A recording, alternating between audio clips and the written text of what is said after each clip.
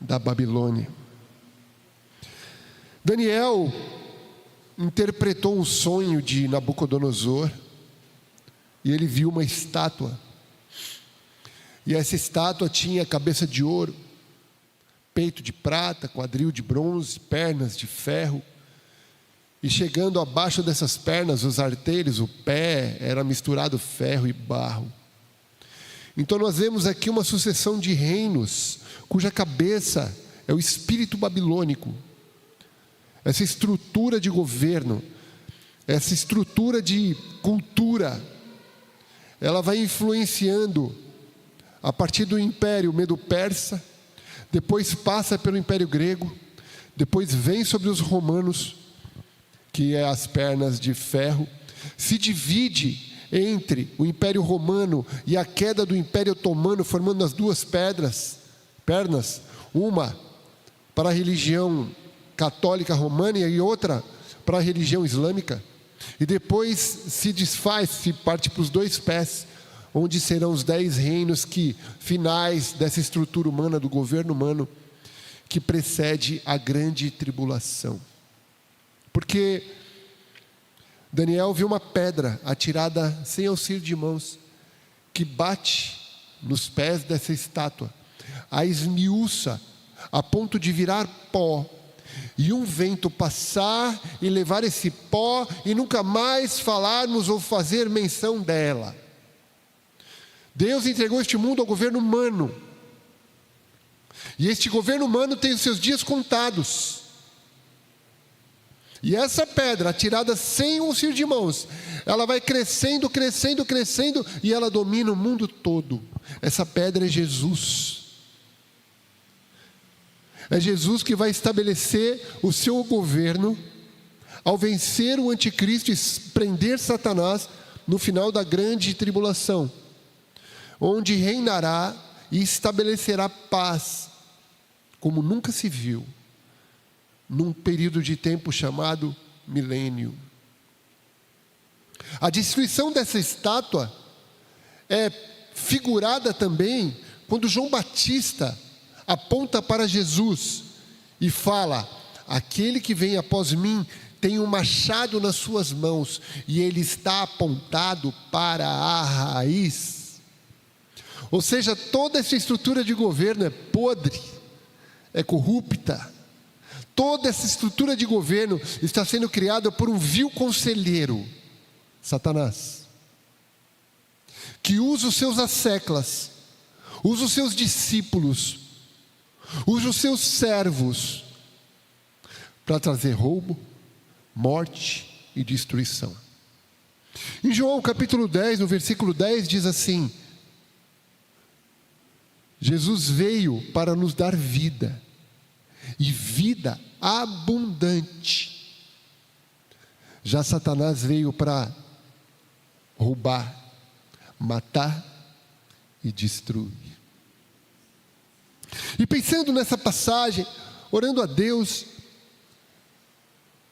me veio o livro de Abacuque. Alguém aqui já leu o livro de Abacuque? É incrível que nós já estudamos, né, João, o livro de Abacuque há muitos anos atrás. É engraçado que a Bíblia chama esse profeta de pequeno profeta, mas ele é gigante. Eu não sou digno de desatar a sandália de Abacuque.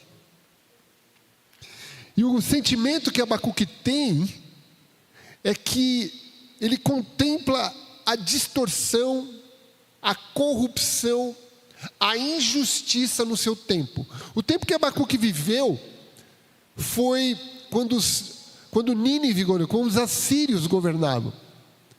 Provavelmente, nós não temos isso como exatidão, ele era um atalaia, um observador. Haviam ao redor das cidades espias, torres de espia. São torres altas, onde colocava-se ali a sentinela, e ela ficava olhando o horizonte, para que caso algum exército ou alguém viesse, ele avisasse a cidade: ó, fecha os portões, está vindo um exército aí, se protege. Então, julga-se que Abacuque era um atalaia, ele era um espia, ele ficava ali na torre de vigia. Tanto que ele fala na sua oração: vou me colocar na torre de vigia e aguardar a tua resposta. É engraçado que o sentimento que Abacuque tinha, eu também tenho. E eu creio que muitos aqui também têm. É interessante a gente entender o nosso tempo como um tempo de angústia, onde o mal é chamado de bem e o bem é chamado de mal. O crime não se envergonha e é feito à luz do meio-dia. A hipocrisia é patente na cara daqueles que nos lideram.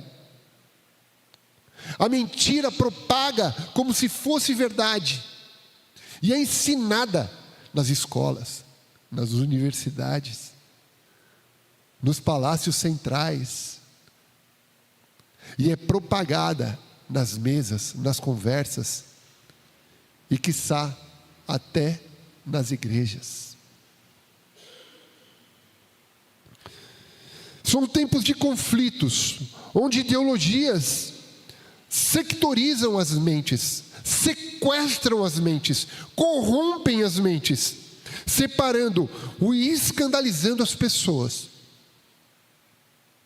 Tempos em que muitos chamam e desejam o mal, propagam a violência, em vez de propagarem a paz, o amor e a união. Um é o pecado quando ele é individual. Quando você comete o pecado em si mesmo, na sua rebelião para com Deus. Outro é o pecado social, quando ele já se espalha de uma tal forma que ele invade a cultura de um país.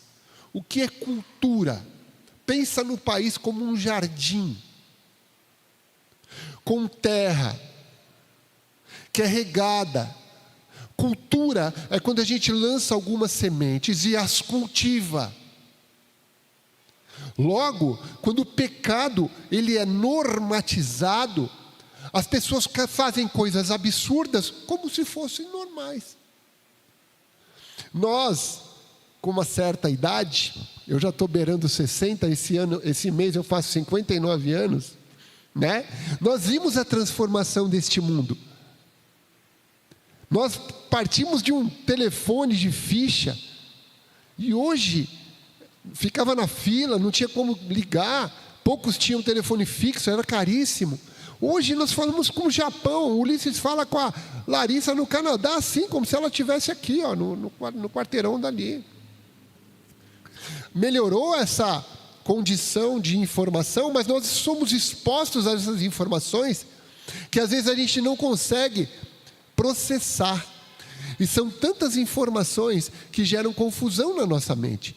Isso mudou muito a partir de 2010, com a entrada massiva de que todo ser humano tem um telefone celular. E é informado, e é capturado às vezes por essas ideologias nefastas.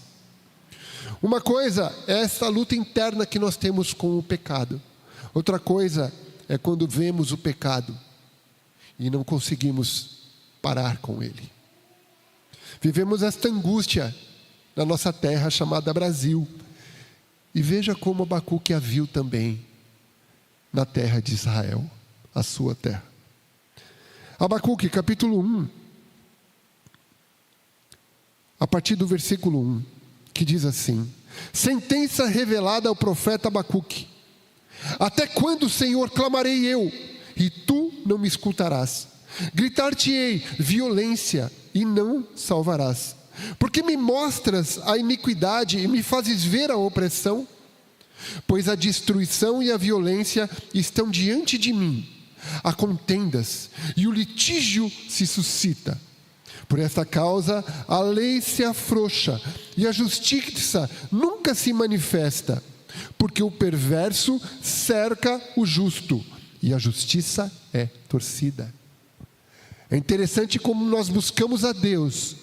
Sabemos que Deus ama a justiça e nós vemos a injustiça escalando.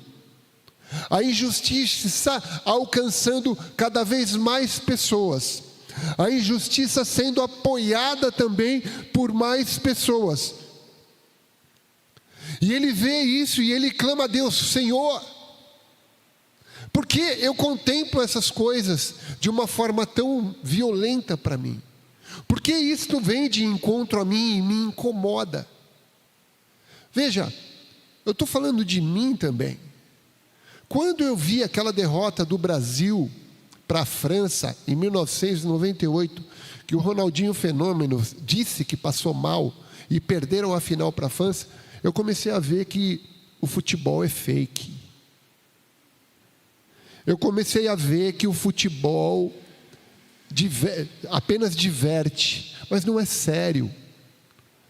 Nem sempre o melhor time vai ganhar, porque há uma força por fora que os faz perder.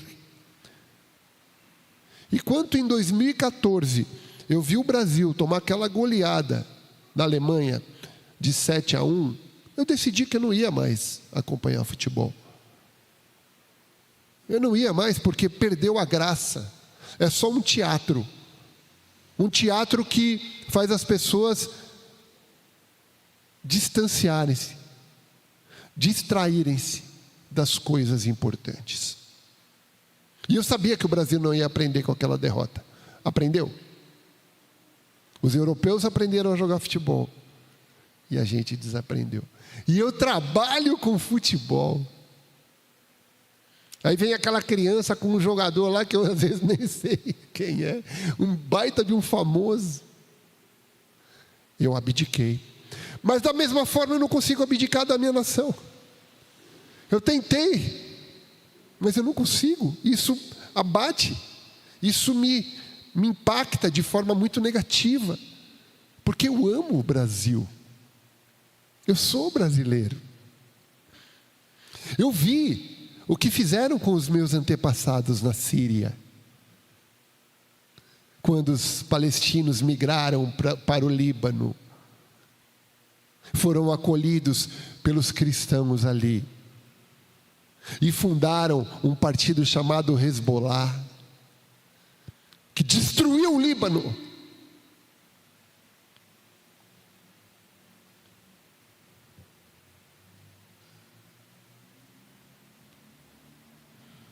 E eu estou vendo a mesma coisa aqui. E aí ele ora a Deus, e Deus fala para ele, na continuação do capítulo 1, que ele vai usar os caldeus para disciplinar Judá. Ele vai usar os babilônicos para trazer sofrimento e correção àquele povo. E a oração de Abacuque, a partir do versículo 12, ele diz assim: não és tu desde a eternidade, ó Senhor meu Deus, ó meu santo? Não morreremos? Ó Senhor, para executar juízo, puseste aquele povo. Tu, ó rocha, o fundaste para servir de disciplina. Tu és tão puro de olhos que não podes ver o mal, e a opressão não podes contemplar. Por que, pois, toleras os que procedem perfidamente e te calas quando o perverso devora aquele que é mais justo do que ele? Porque fazes os homens como os peixes do mar, como os répteis que não tem quem os governe. A todos levanta o inimigo com um anzol e pesca-os de arrastão e os ajunta na sua rede varredora. Por isso ele se alegra e se regozija. Por isso oferece sacrifício à sua rede, não a Deus, à sua rede. E queima incenso à sua rede, à sua varredora, porque por elas enriqueceu a sua porção e tem gordura na sua comida. Acaso continuará por isso esvaziando a sua rede e matando sem piedade os povos? Então nós vemos que a nação seria disciplinada por uma nação idólatra que não conhecia Deus. Deus iria usar uma nação idólatra que não conhecia Deus para trazer disciplina sobre aquele povo. E isso impactou o profeta, dizendo: como eu posso entender essas coisas? Como que eu posso entender que o Senhor usa os maus para disciplinar os bons, os injustos para disciplinar os justos, os idólatras para arrebatar os inocentes e adoradores do Senhor?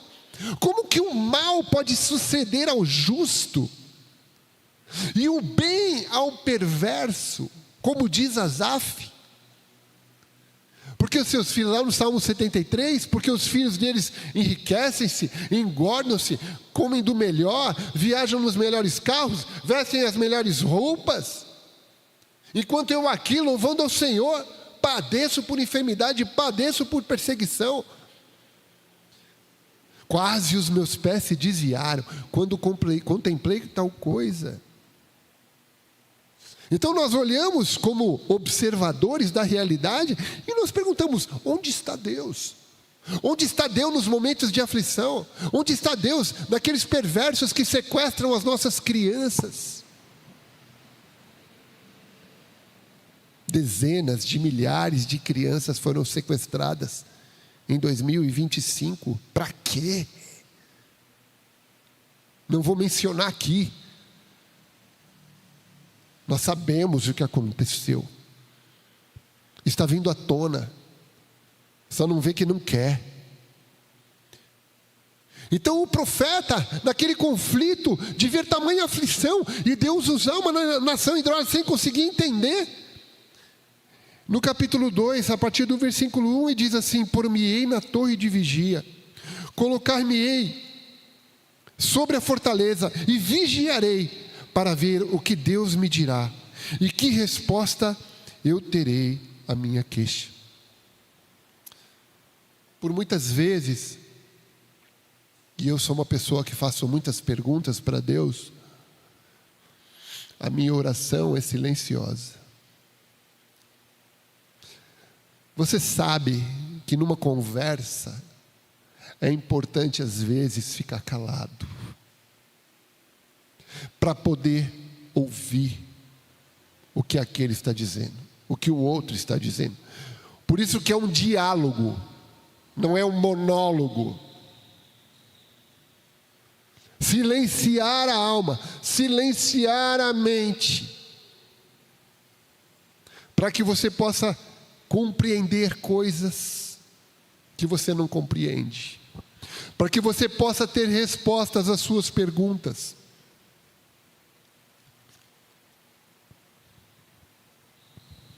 Solitude e silêncio é uma disciplina da oração. Ficar só em silêncio. Por isso que de madrugada é bom. O telefone não vai tocar, a esposa não vai chamar, a filha não vai chamar. É você e Deus ali. Até Jeremias, né? Deus desafia Jeremias: invoca-me e responder-te-ei e anunciar-te-ei coisas grandes e ocultas que você não sabe. Invoca a Deus, procura por suas respostas. Eu procuro por minhas. E Abacuque procurou, e o Senhor o respondeu, e falou para ele escrever essa visão em tábuas de madeira, e a ponto de até aquele que passasse correndo pudesse ler essas tábuas. Então ele deve ter feito tábuas enormes com esses escritos, para que as pessoas tivessem essa resposta. Um homem preocupado com a sua nação, vendo o caos vir e tendo a resposta do Senhor. E ele fala que nessa visão ele vê que Deus vai usar os caldeus, mas Deus vai discipliná-los também. Deus usa o perverso, mas o perverso também será disciplinado. É o que Asaf, no final da sua súplica, ele ora e fala: entrei na presença do Senhor e contemplei o fim deles. O Senhor os coloca em lugares escorregadios. Ou seja, o rico, aquele que não menciona Deus, não busca, não questiona, não pergunta sobre Ele, não dá glória a Ele, cairá no lugar em que não pode escapar. E mesmo que tente, a rocha que cerca esse lugar é escorregadia. Eu sei, porque eu conheço a praia, e quando chove, não é bom andar sobre uma pedra, ou é?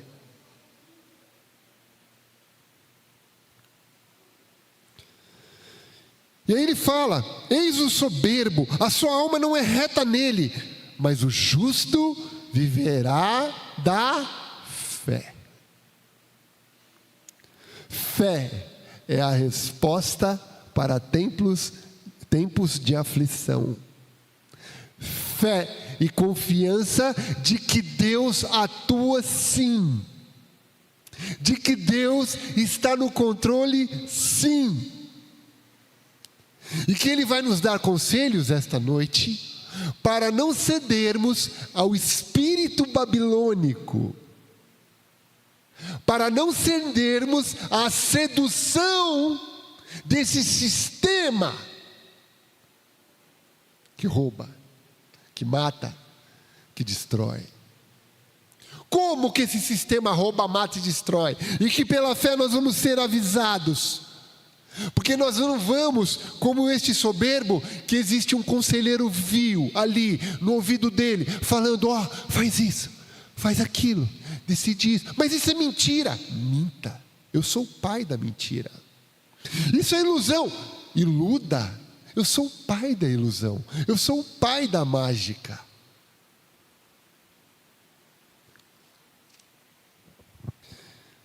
E ele fala dos 5 ais de Abacuque, a partir do versículo 6, da segunda metade do versículo 6.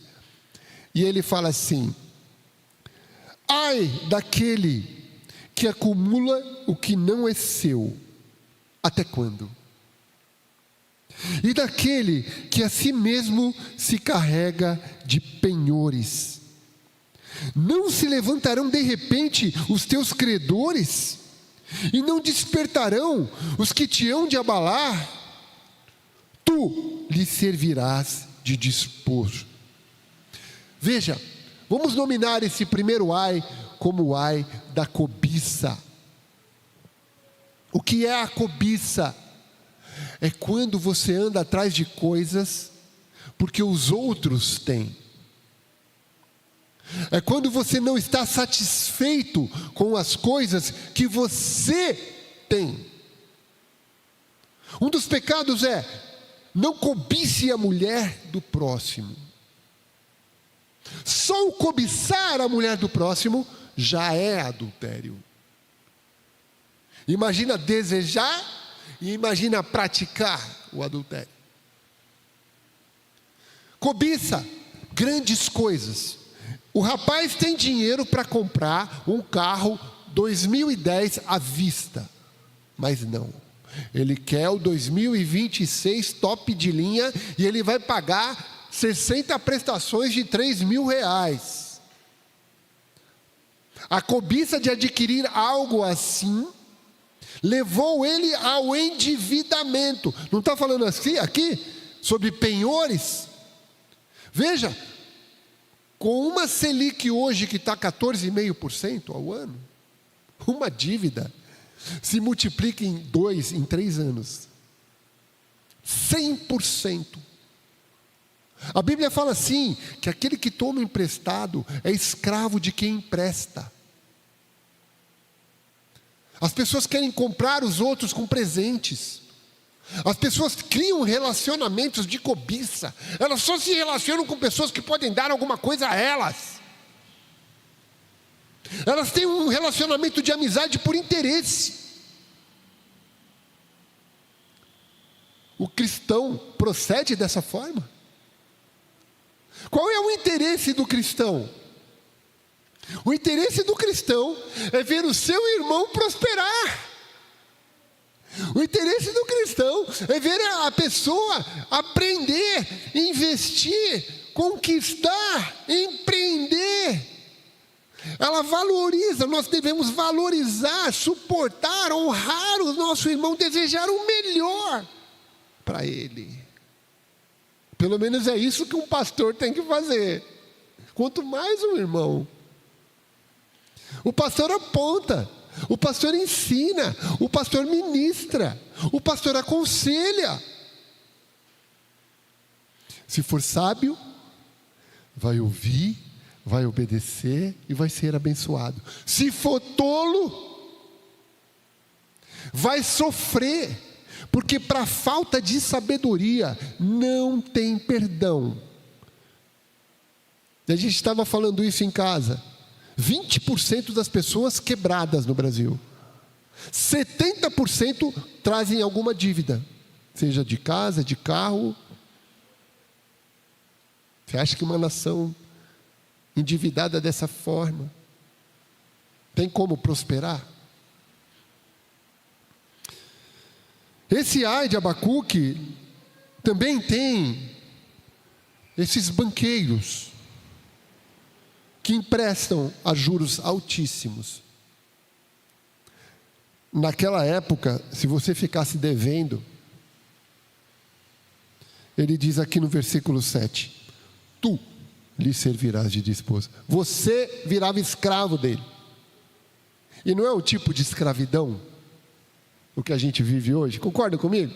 Não é uma escravidão tributária, 50% de imposto. É uma escravidão tributária. Estamos pagando aí, os impostos no começo do ano. O carro não é seu, porque você paga IPVA, você pode ser apreendido. A casa não é sua, se você não paga IPTU, pode ser tirada de você. Vamos para o segundo ai? Então, o conselho, não faça dívidas. Não faça dívidas. Não busque grandes coisas. Salmo 131, no Salmo 131, versículo 1. Não fica atrás de grandes coisas, não. Sinta-se pequenininho. Faça as coisas no alcance. Reserva a sua fé a Deus.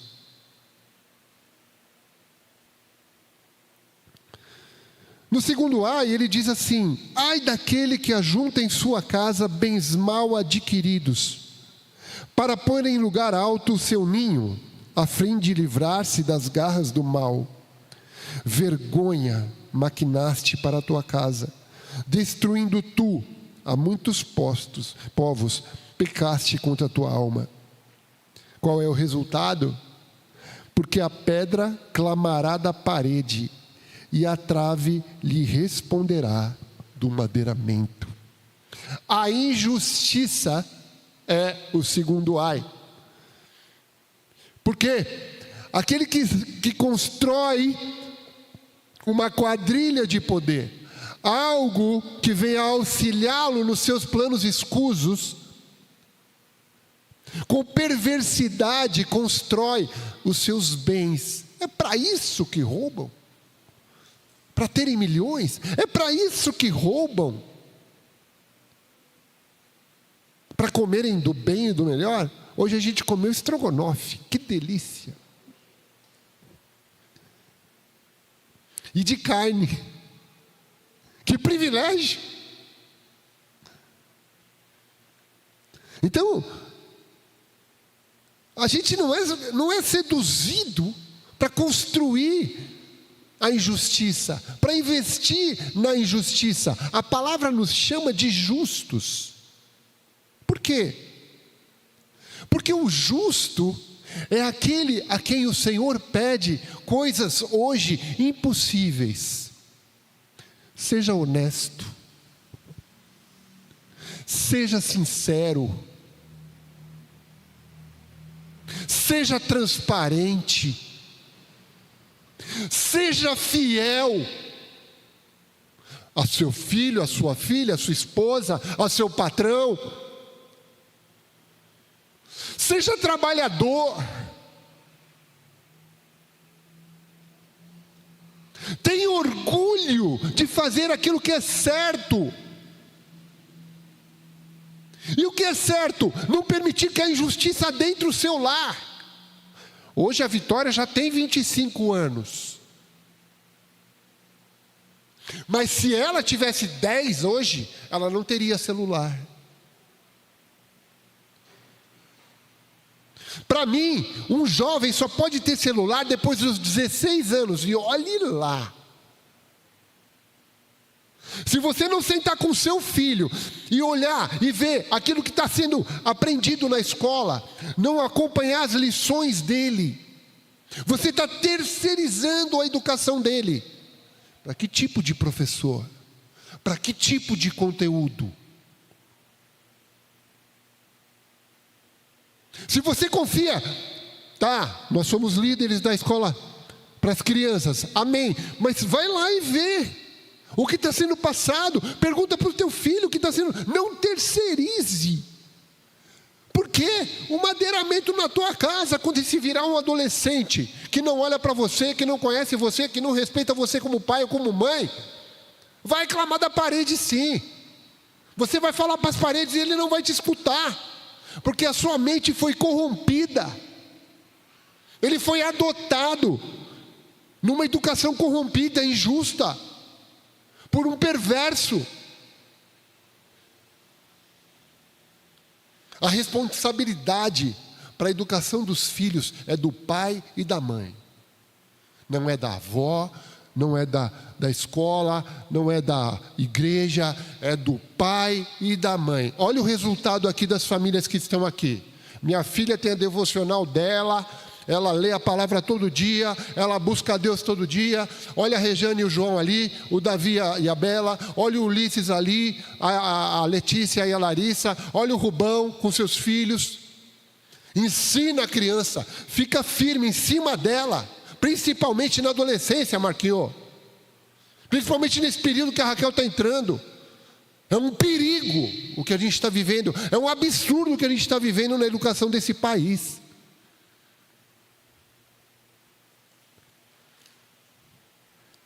Ai daquele que ajunta em sua casa bens mal adquiridos. Você é um exemplo, não adianta falar para o teu filho, faça isso, e você faz outra coisa. Teu filho observa, não fica ouvindo. Quer ser justo, Fabinho? Ela vai olhar para você como você procede.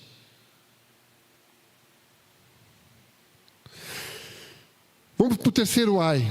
Ai daquele que edifica a cidade com sangue, versículo 12, e a fundamenta com iniquidade.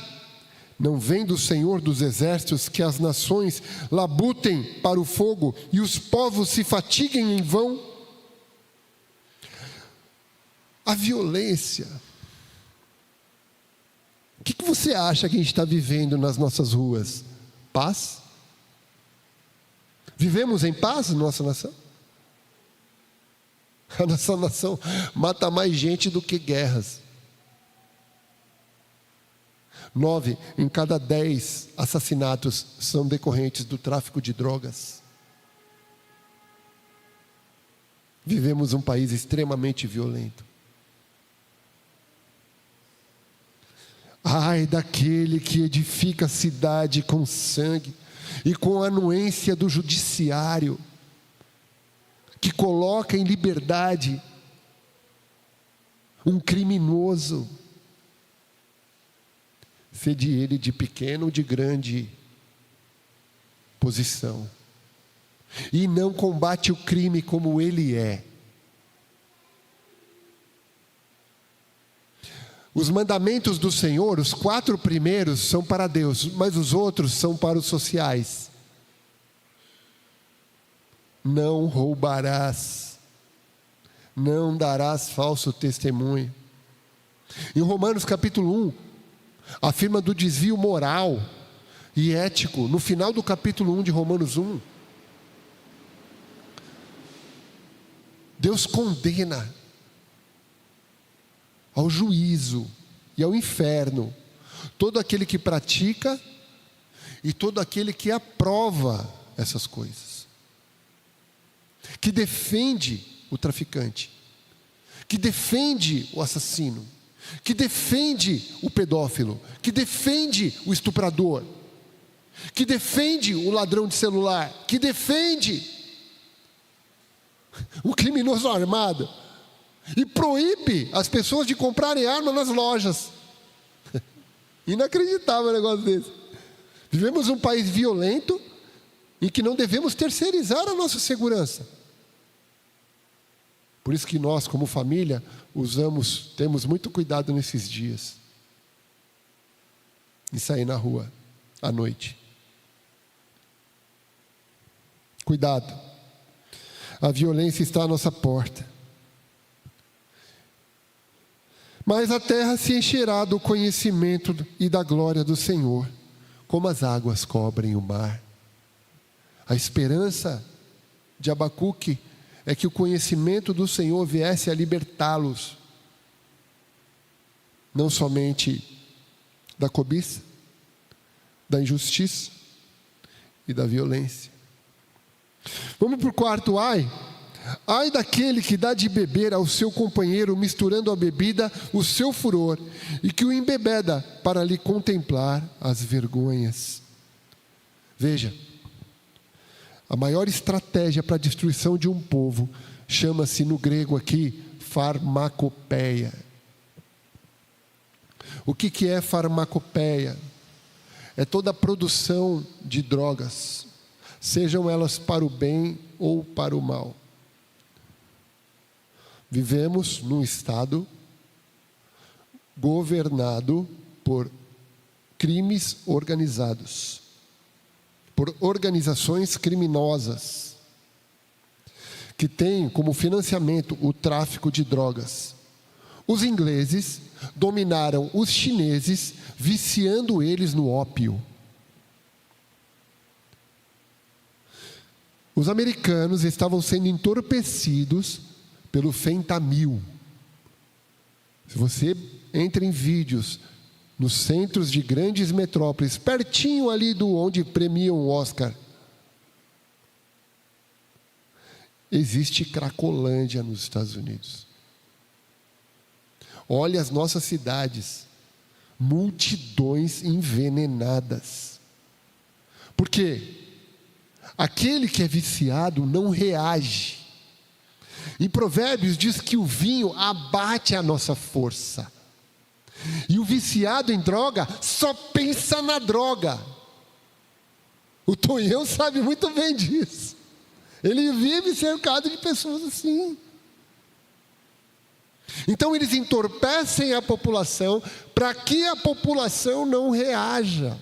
Esse é o espírito de governo babilônico que está agindo abertamente nos nossos dias. Agora, não vou me alongar nesse tema, porque e as drogas lícitas? Por exemplo, quando Deus colocou essa palavra aqui no meu coração, eu dormi mal. Fazem 3 noites que eu não durmo bem. Acordo muito, meu sono é leve, oro a Deus, mas não tomo remédio para dormir. Não tomo. Porque se você toma o remédio e dorme, você vai conseguir dormir sem remédio? Você vai ficar com aquilo na cabeça. Não dormi, pô. Vamos para a próxima noite. Sei lá, toma um suco de maracujá, faz um chazinho lá de um calmante, mas nunca um remédio. Crises de ansiedade, as pessoas estão muita informação, muito celular, muita tela, pensamento acelerado. A gente vive numa cidade, tenho certeza que todo paulistano é psicótico, cara. Você pega o trânsito, eu pego a 23 de maio quase todo dia. É uma pista de corrida de motocicleta, velho, no meio dos carros. Eu estou ali a 20 para o cara passar 80, meu. E buzinando para o cara sair da frente porque ele quer chegar 1 minuto mais rápido. Tem gente que corre tanto, né, que chega mais cedo no céu. Não vê o quilômetro, não vê o metro à frente. Entra nessa compulsão de tempo e desacelera, meu. Desacelera, olha as aves do céu, olha as árvores, vai para um parque. Eu até passei no grupo da igreja, tira o tênis, pisa na grama, desacelera. Então a sedução da droga, ela é muito potente. Isso é planejado para destruir as famílias, para endividar as famílias e para acabar com o futuro de uma nação. E o terceiro ai, o quinto ai. Ai daquele que diz a madeira, acorda, e a pedra muda, desperta. Pode, versículo 19, pode o ídolo ensinar? Eis que está coberto de ouro e de prata, mas no seu interior não há fôlego nenhum. A idolatria, ela é a prostituição das coisas de Deus. A pessoa se dobra diante de um madeiro. Mas eu vou falar de ídolos vivos mesmo. Veja, como eu falei que a gente não deve terceirizar a educação dos nossos filhos, eu faço um apelo para vocês. Não terceirize a sua espiritualidade. Não terceirize. Viva com Deus. Viva para Deus. Convide Deus, invoque Deus para a sua vida. Não terceirize a oração, não terceirize o estudo bíblico. Faça você mesmo a sua devocional, a sua oração, as suas perguntas, os seus apelos, os seus desejos. Confesse os seus pecados. Não terceirize. A gente tem essa cultura de terceirizar. O padre faz, o pastor faz. Não, faça você. Você é o sacerdote. Homem, você é o sacerdote do seu lar. O que você faz reflete na sua esposa, na sua filha. Seja responsável espiritualmente, assuma essa responsabilidade. E a gente percebe que às vezes a igreja, ela não faz esse trabalho de responsabilizar, de falar para as pessoas, gente, busque. E não é aqui só. É no silêncio do seu quarto. É quando você está sozinho no carro.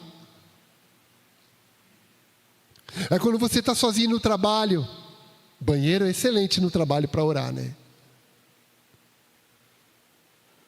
Agradeça, contempla Deus em todos os teus caminhos e tudo te irá bem. Essa palavra que eu estou falando aqui, pensa nela. Deus vai falar muito mais do que eu estou falando aqui. O tempo é curto. Nós estamos hoje vendo um povo se divertindo, valorizando as coisas materiais, em detrimento das espirituais. Quem cogita as coisas da carne, ela colhe morte, mas quem cogita as coisas do espírito, vida e paz. Ou seja, na minha casa nós temos conflito? Claro que temos. Mas quem reina na minha casa é o príncipe da paz. A gente briga para ficar junto. A gente briga e depois e aí continua. Estamos unidos. A responsabilidade do seu lar é tua, pai. É tua, mãe. Ora sozinho, ora na mesa para comer, ora no banheiro, ora no banho, ora para sair, ora para entrar, ora em todo lugar. Na mesa, compartilha da palavra com seus filhos, com o seu visitante, com todo mundo. Compartilha da palavra com o colega da escola, com o colega do trampo. Vai, vive a palavra, guarda a palavra, leva a palavra, adore a palavra. Aonde está o teu coração, aí está o seu Deus. Faça a sua teologia ser sua. A revelação é sua. Abraão não fez teologia. Olha lá, Abraão não conheceu Abacuque, não tinha essas informações todas. A Bíblia dele era Gênesis 12. Sai do povo, vai para a terra que eu vou te indicar, em ti serão benditas todas as famílias da terra. Mas era um homem que foi construindo altares, onde ele parava de construir altar de adoração e adorava a Deus. Onde estão os teus altares de adoração? Onde estão os momentos na sua vida em que Deus tocou? Em que Deus abençoou?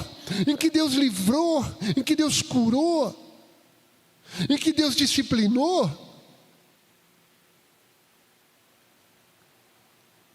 O que a gente aprende com o livro de Abacuque é que em momentos de aflição nós temos um solo firme para pisar.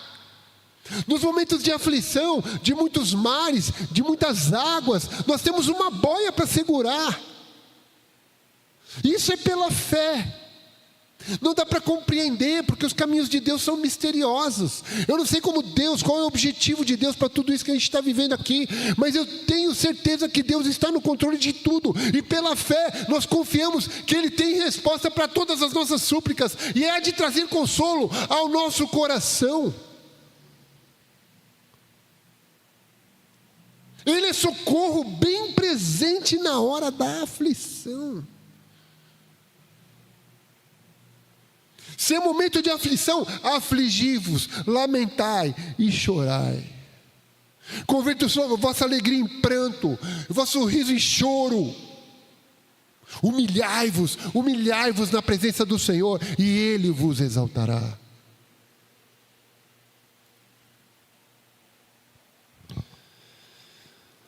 E aí ele termina, veja, tem muita gente indo embora para o Paraguai, tem muita gente indo embora para os Estados Unidos, tem muita gente indo embora para a Europa, tem muita gente indo embora.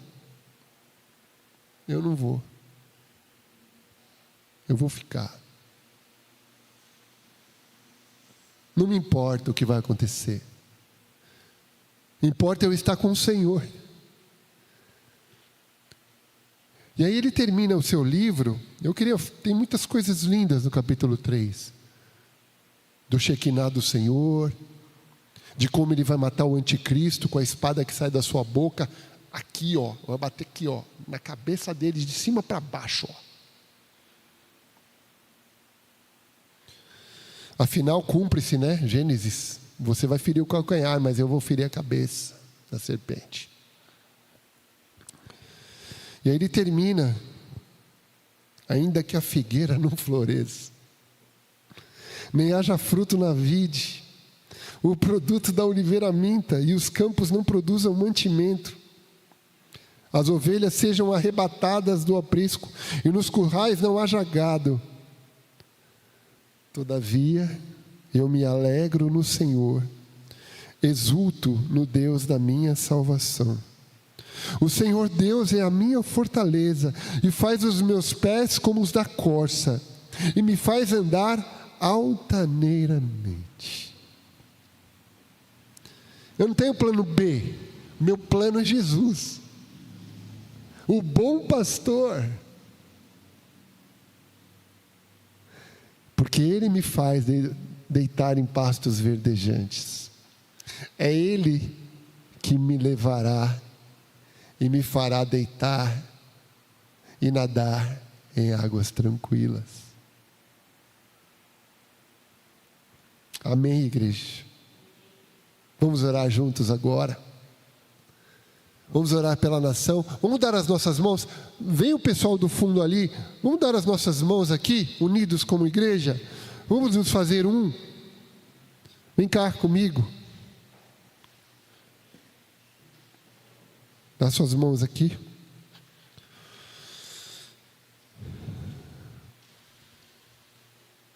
Vamos celebrar juntos a presença do Espírito Santo no meio de nós. Amém?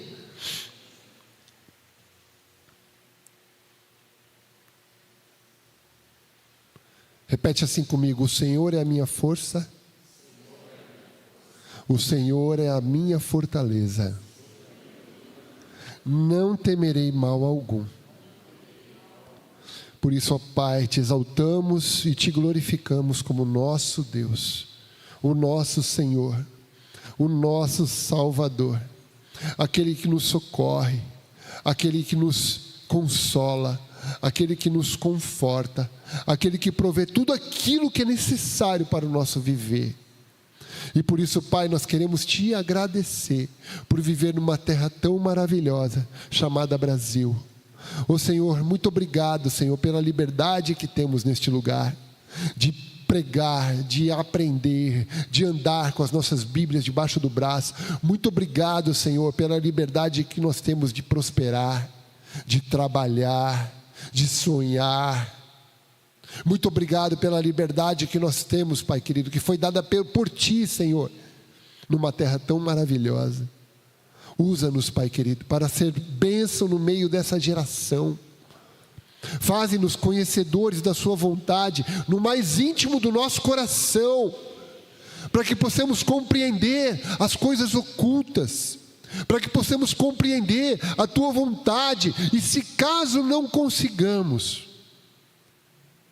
entregamos a Ti e confiamos pela fé de que o Senhor está no controle de tudo, e que unidos somos mais fortes, unidos como igreja somos vitoriosos, e com Cristo mais do que vitoriosos.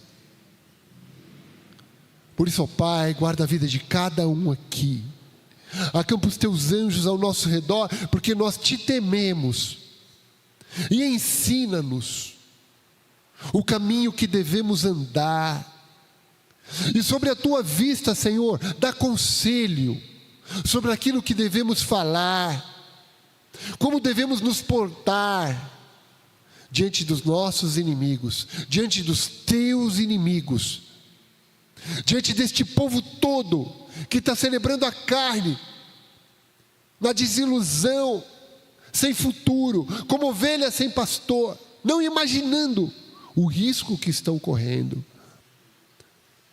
Por isso, livra a nossa nação dessas diversões profanas, livra a nossa nação dessa educação abominável, livra a nossa nação da incredulidade, da corrupção, do roubo, da injustiça, da violência, da idolatria.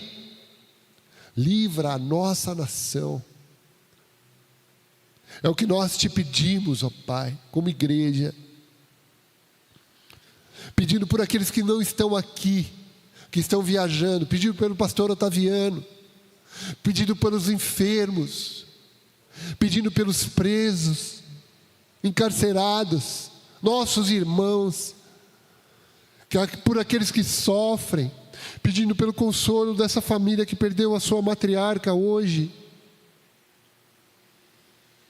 pedindo por nossas vidas, pedindo por nossa igreja, pedindo pela Tua igreja,